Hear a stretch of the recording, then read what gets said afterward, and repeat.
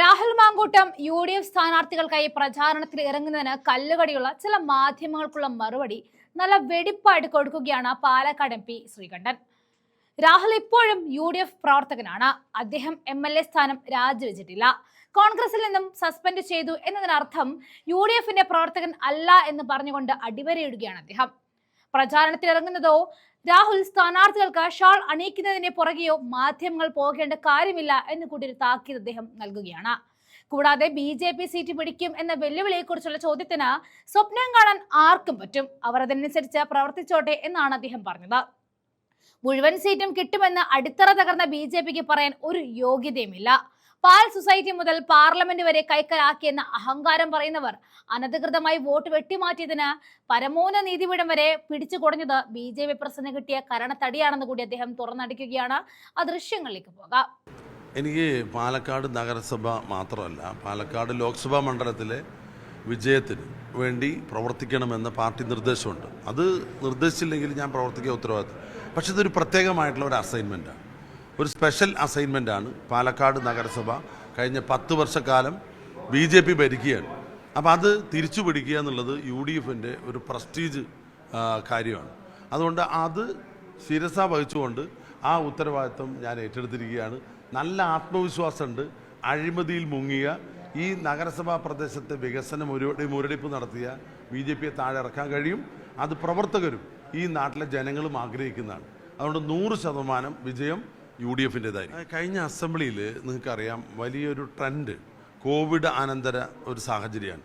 ഇപ്പോൾ ജനങ്ങളുടെ ജീവിതവുമായി ബന്ധപ്പെട്ട് കൂടുതൽ ജനങ്ങളും സർക്കാരിലേക്ക് സംരക്ഷണം ആഗ്രഹിച്ചതാണ്. അപ്പോൾ സർക്കാരിൻ്റെ സംരക്ഷണം ആഗ്രഹിച്ചുകൊണ്ട് അതിനോടൊപ്പം നിന്നവരുണ്ട്. വലിയ ശതമാനം വോട്ട് വീഴ്ച ഉണ്ടായിട്ടുണ്ട്, ചെയ്യാതെ പോയിട്ടുണ്ട്. അപ്പോൾ എൻ്റെ കണക്കുകൂട്ടൽ തെറ്റിയതിൽ ശരിയാണ്. പക്ഷേ 2019 പാർലമെൻറ്റ് തിരഞ്ഞെടുപ്പിൽ എൻ്റെ കണക്ക് തെറ്റിയില്ല. 2024 പാർലമെൻറ്റ് തിരഞ്ഞെടുപ്പിൽ എൻ്റെ കണക്ക് തെറ്റിയില്ല.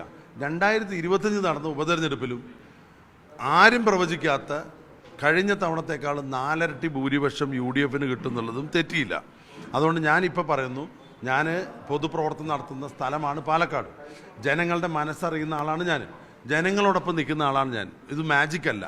ജനവികാരം എന്താണെന്ന് അറിഞ്ഞുകൊണ്ടാണ് പറഞ്ഞത്.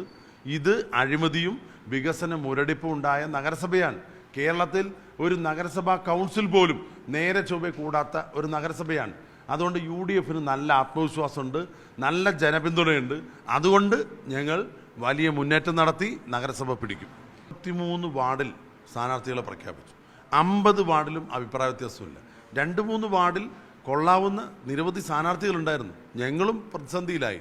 കാരണം കഴിവുള്ളവരാണ് എല്ലാവരും. ഇപ്പോൾ എല്ലാവരെയും പരിഗണിക്കാൻ കഴിയില്ലോ. അപ്പോൾ അങ്ങനെ ചില മാനദണ്ഡത്തിൽ ഓരോരുത്തരെ പരിഗണിച്ചു. ആ അഭിപ്രായ വ്യത്യാസം ഞങ്ങൾ 2 ദിവസം മുമ്പ് പരിഹരിക്കും.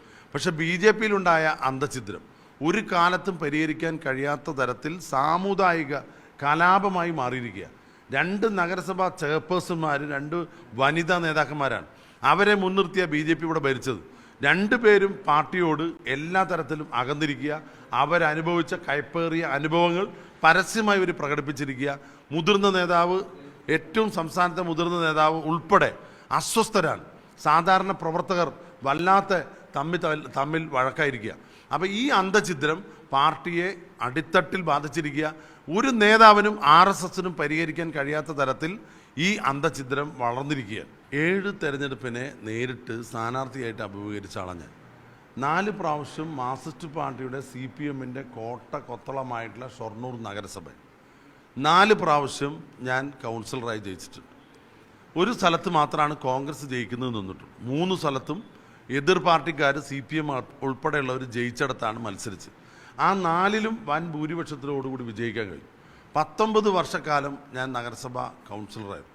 ഈ സമയത്താണ് ഒറ്റപ്പാലം അസംബ്ലി മണ്ഡലത്തിൽ ഞാൻ മത്സരിച്ചു. 10,000-ലധികം വോട്ടിനാണ് ഞാൻ അവിടെ തോറ്റത്. പക്ഷെ തോറ്റിട്ടും ഞാൻ ആ ഒറ്റപ്പാലത്തെ പ്രവർത്തനം നിർത്തിയില്ല. പിന്നീട് നടന്ന 2 ലോക്സഭാ സീറ്റിൽ ഞാൻ ജയിച്ചു, ഒറ്റപ്പാലം അസംബ്ലി ഉൾപ്പെടെ. കഴിഞ്ഞ തവണ 4,000 വോട്ടിന് ഞാൻ പിന്നിലായിരുന്നു ഒറ്റപ്പാലത്ത് പാർലമെൻറ്റ് ഇലക്ഷൻ. പക്ഷേ ഇത്തവണ എൻ്റെ പ്രവർത്തനവും UDFൻ്റെ പ്രവർത്തനവും കൊണ്ട് 2,500 വോട്ട് അവിടെയും മറികടക്കാൻ കഴിഞ്ഞു. അപ്പോൾ ആ തോറ്റ സ്ഥലത്തും ഞാനിപ്പോൾ ജയിച്ച് നിൽക്കുകയാണ്. അപ്പോൾ അതുകൊണ്ട് എനിക്ക് തിരഞ്ഞെടുപ്പ് എന്ന് വെച്ചാൽ ഏറ്റവും ഇഷ്ടപ്പെട്ടുള്ള ഒരു കാര്യമാണ്. ആ തിരഞ്ഞെടുപ്പിൽ എല്ലാം കോർഡിനേറ്റ് ചെയ്യുക എന്നുള്ളത് അതിലേറെ ഇഷ്ടപ്പെട്ട കാര്യമാണ്.